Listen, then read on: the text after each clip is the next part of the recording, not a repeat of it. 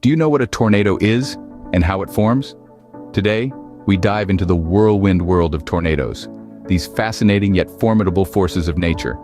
Tornadoes, often described as nature's most violent storms, are rapidly rotating columns of air that are in contact with both the surface of the Earth and a cumulonimbus cloud, or in rare cases, the base of a cumulus cloud.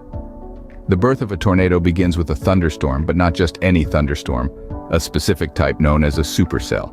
These supercells contain a unique feature, a rotating updraft called a mesocyclone. When the conditions are just right, with warm, humid air near the ground and cooler, drier air above, this mesocyclone can tighten and intensify, dropping down to form a tornado.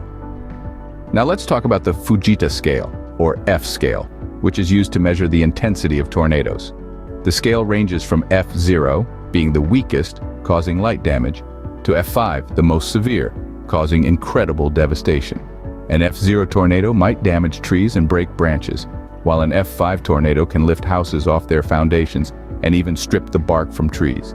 Understanding the F scale is critical because it gives us a sense of the potential power and destructiveness of these wind monsters. For instance, an F4 or F5 tornado, although less common, can level well-constructed houses and hurl cars like toys. To wrap up, tornadoes are born from supercell thunderstorms under specific conditions, and their power varies immensely, measured by the Fujita scale.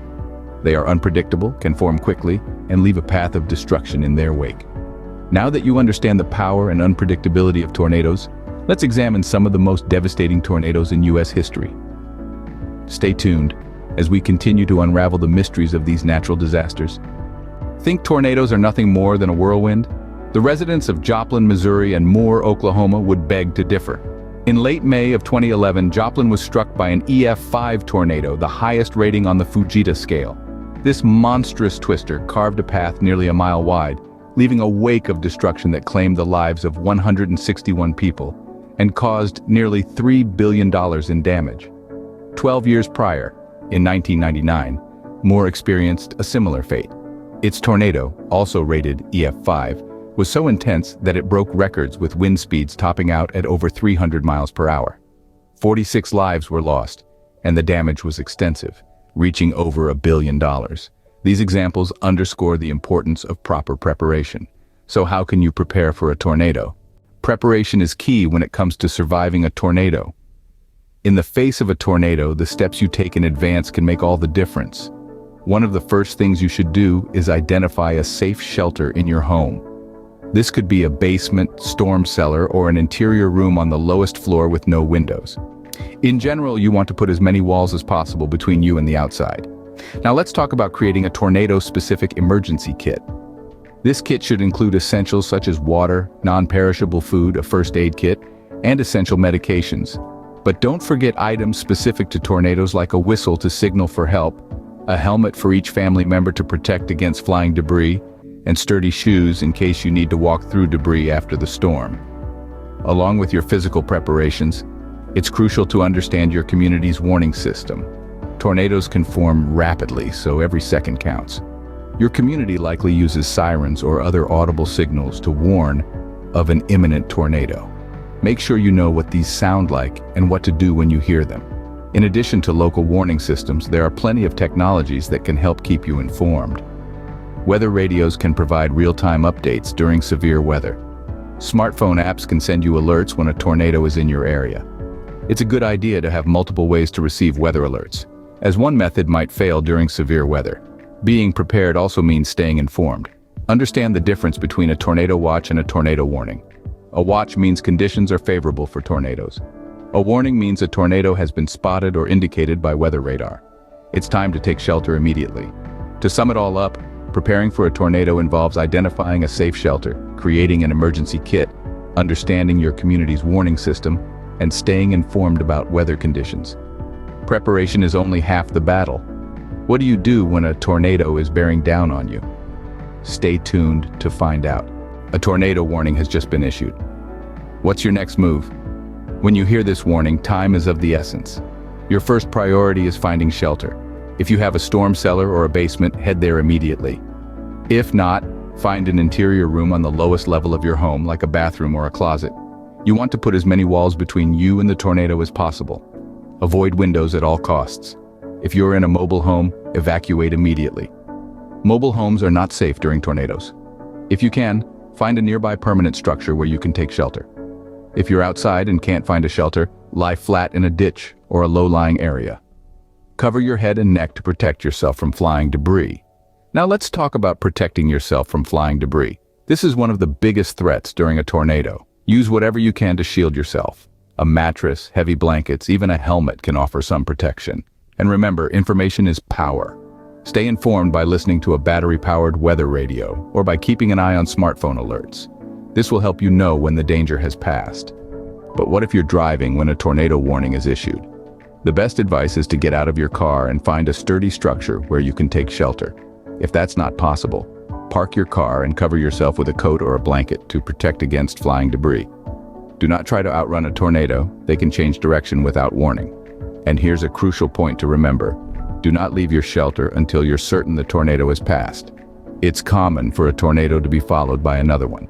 So, wait for the all-clear signal from local authorities before emerging. Surviving the tornado is one thing. Navigating the aftermath is another challenge entirely. But with the right knowledge and preparation, you can significantly increase your chances of coming out safe on the other side. We'll cover post-tornado recovery in our next segment. Stay tuned. The tornado has passed, but the danger isn't over. In the aftermath of a tornado, the landscape often appears alien, a stark reminder of the raw power of nature. But it's crucial to remember that even when the winds have died down, hazards can still lurk within the rubble. Your first instinct might be to rush back and salvage what's left, but safety should always be your priority. Tornadoes can weaken structures, making them prone to collapse. Electrical lines may be downed, posing a risk of electrocution. Gas lines could be ruptured, increasing the risk of fire or explosion. And amidst the debris, sharp objects can cause injury. So when returning to a damaged building, proceed with extreme caution. If you're uncertain about a building's stability, wait for professional help. Documenting damage is a crucial step in the recovery process. This information will be invaluable when filing insurance claims.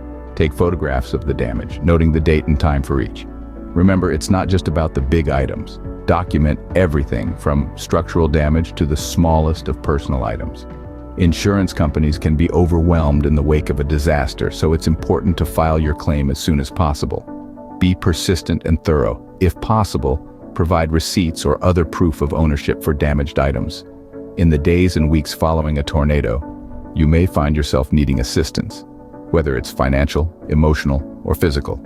Thankfully, resources are available.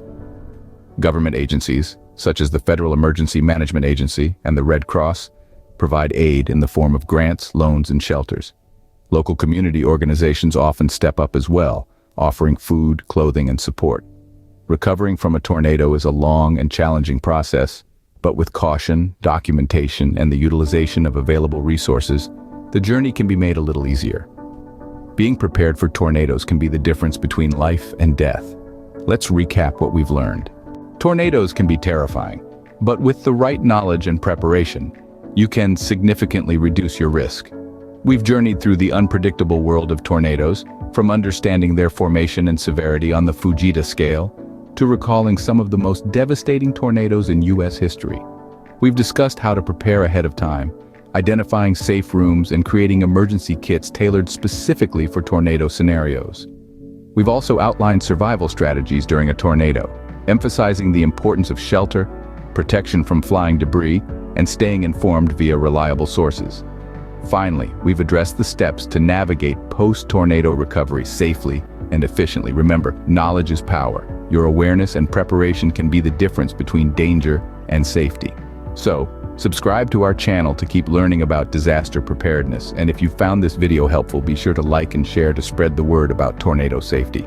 Stay tuned for our next video, where we'll discuss another devastating natural disaster: wildfires.